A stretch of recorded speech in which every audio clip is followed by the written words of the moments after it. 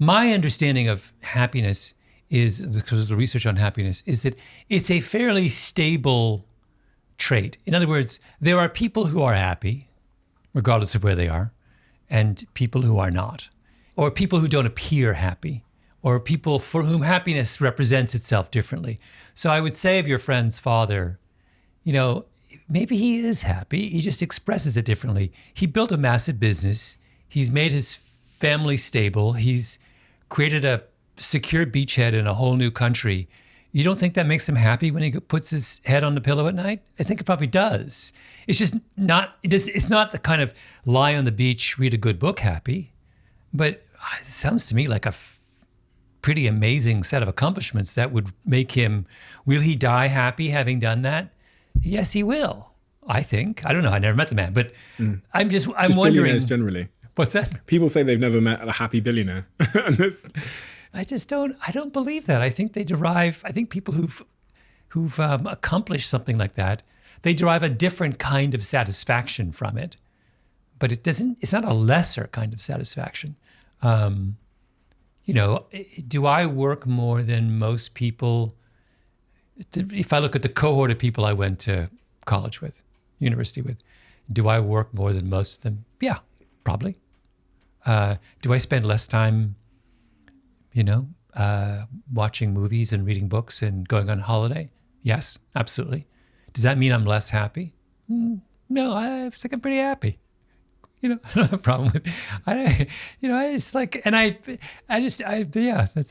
I'm a little bit skeptical of this narrow definition of happiness.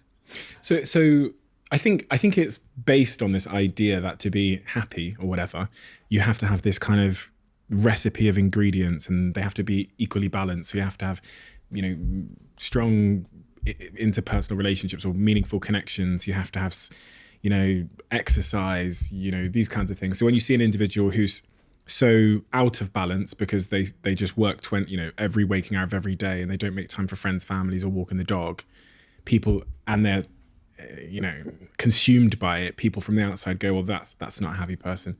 And I would think the science would support the fact that people tend to be happier when they have stronger, more meaningful relationships and they have more balance in their lives, generally. Yeah. No, I think, so you understand, so let's go back to your friend's father. Mm-hmm. So your friend's father is not someone about whom we can generalize. Yeah. He's clearly he's an outlier of some sort. I imagine there's a whole series of traits that he's in the 99th percentile on. Probably incredibly intelligent, incredibly driven, list them all.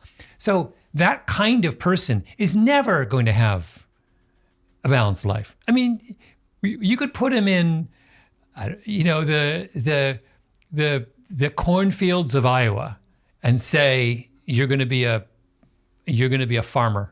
That's all you can do. And he's going to be someone who's like working, 80 hours a week, and right. That's just his temperament. So the question is, what I'm saying is, happiness for him is probably going to look differently than happiness for lots of other people. But he's highly unusual. For the average person, yes, balance is appropriate, but you didn't ask me about an average person. You asked me about someone who built an enormous business from scratch. Yeah, I worry. I think I worry sometimes. Part of the reason I think I ask the question is for myself, that I'm being dragged by my own insecurities. So I sit here with a lot of successful, maybe billionaire CEOs that have built these great companies, and you find out that the reason they built them is because their mother. In the case of one of my previous guests, which was on 2 weeks ago, and he said this on the podcast, he's built $1 billion beer company. You find out it's because his mother, when he was a young kid, basically always convinced him he was never enough. She'd come into his room, smash his toys, and say things to him to convince him that he was just never good enough. Mm-hmm. So he's had this almost neurotic, obsessive drive to prove to the world that he is good enough. And you wonder how voluntary that drive is, and what it's come at the cost of. And is he really, is this individual really happy and fulfilled, or are they just being pulled by their insecurities? Yeah. But there are, maybe another way of saying this is that, so to use that person as an example, so he took a kind of trauma and made something productive out of it. He had a great deal of certain personal costs, but he took something that might have defeated others and ended up contributing substantially to society. He may not be happy, but I would describe his life as a triumph, right? And the other thing I would say is that the language of happiness has to go alongside this question of what contribution you're making to the world you live in. That there are many people who are not personally happy, but who make enormous contributions.